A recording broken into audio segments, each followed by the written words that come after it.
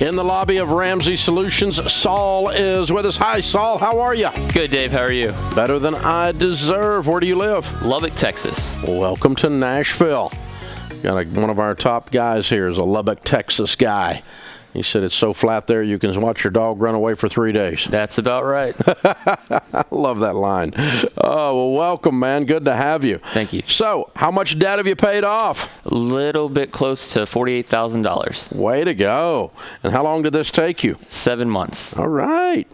And your range of income during that time? Went from making about $60,000 a year to close to about $130,000 a year. You doubled your income in 7 months? Yes, sir. How? Graduated nurse practitioner school. That helped, and got every job that I could. Wow. Well, yeah, you did. You did do both. You got a great career, and you maximized it. Yes, sir. Well done. Congratulations. So $48,000 student loan debt? Student loan debt from when I went to undergraduate school initially. Essentially, that was debt that I incurred when I went to school in the early 2000s. My parents initially took out a lot of student loan in my name, and there was credit cards in there. So by the time I got to paying that off, it was quite some time later. So that's where that initial debt came from. How'd you get through nurse practitioner school without debt? Joined the United States Army. Gave them a couple of years of my life, some time overseas in Afghanistan, and they paid for my nursing, my bachelor's in nursing, and my nurse practitioner. Wow, that's wonderful. Well, thank you for your service, and it worked out for you, huh? Yes, sir. Thank you for the support. Very cool. Very well done. And so you're no longer in the service? I'm on reserve status. I actually had drill this weekend and caught the red eye to come here to be here this morning. Oh, my goodness. Wow. Well, thank you so much again. Congratulations. So what made you 7 months ago decide you're going to get this debt knocked out this fast? Well, like I said a little bit earlier, essentially my parents, my entire adult life, had used my identity to take out student loans in my name when I went to school the first time, and credit cards and store cards of all kinds. So when I graduated school initially, I had a little bit over $55,000 worth of student loan debt. Credit cards I had no idea it even existed. So when I went to join the Army after graduation initially, I couldn't even get a security clearance at the time because I had so much debt built up, but paid off enough to get into the service, and just been on the journey ever since. So you chose, instead of turning it in as identity theft, to pay it? Yeah, my family, close-knit family, no matter how much I might have pressed my mom or my dad about the student loan debt or the credit cards or any of it, there was, we're family, so, in spite of the numbers that didn't make sense about how much school really did pay for or cost, I had to let it ride for a long time and just let it kept on going until I decided to do something about it. But the credit cards you didn't use at all? No, I didn't. And you paid all those? Paid all those off, came back from a deployment from Afghanistan in 2010.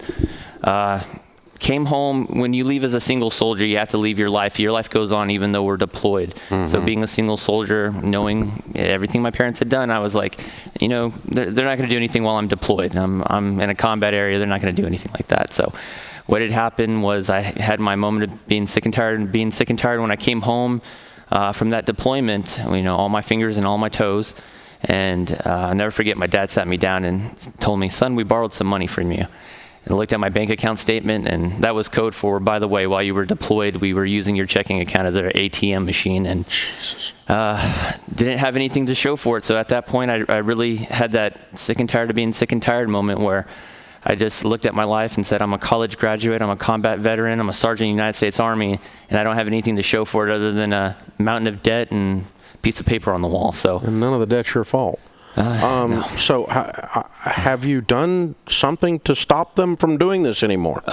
In 2010, I talked to my parents, and I told them, I will not drown with you anymore. I told that to my mother and my father, and they're travel agents for guilt trips, so that was kind of hard to do initially. Packed up all my stuff, moved away, changed the phone number, and decided that I wanted better, and stopped it when I decided to do something about it, even though I should have done it a lot sooner. Yeah, so they've not stolen your identity since 2010? No, I've got a Xander account, and I've watched that thing like a hawk now. I bet. Yeah. I bet. I'm so sorry. What a heartbreak.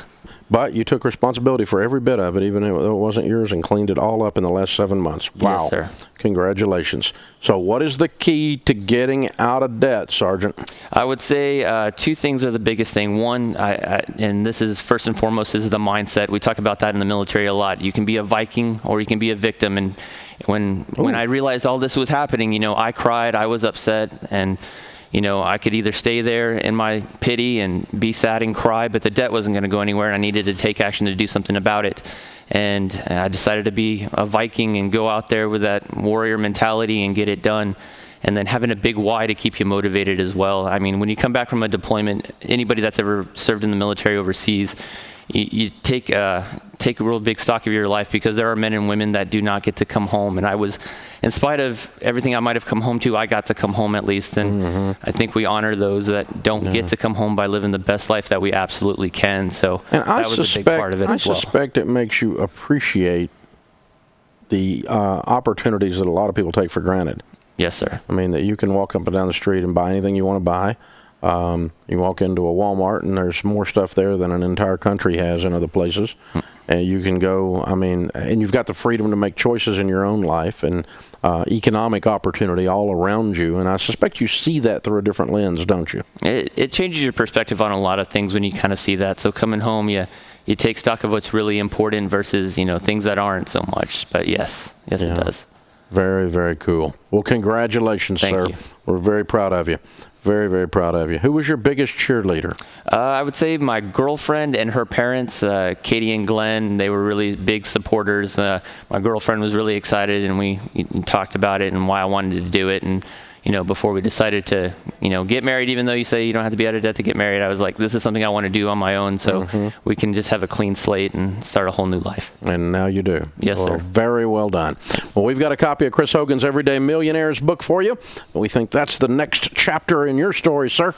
You will be not only debt-free, but now on your way to being a millionaire nurse practitioner, completely paid for, no debt at all, making $130, and a bright future. Very proud of you, sir. Very well done. Thank you. Thank you again for your service. Saul from Lubbock, Texas, $48,000 paid off in 7 months, making $60 to $130. Count it down. Let's hear a debt-free scream. 3, 2, 1. I'm debt-free!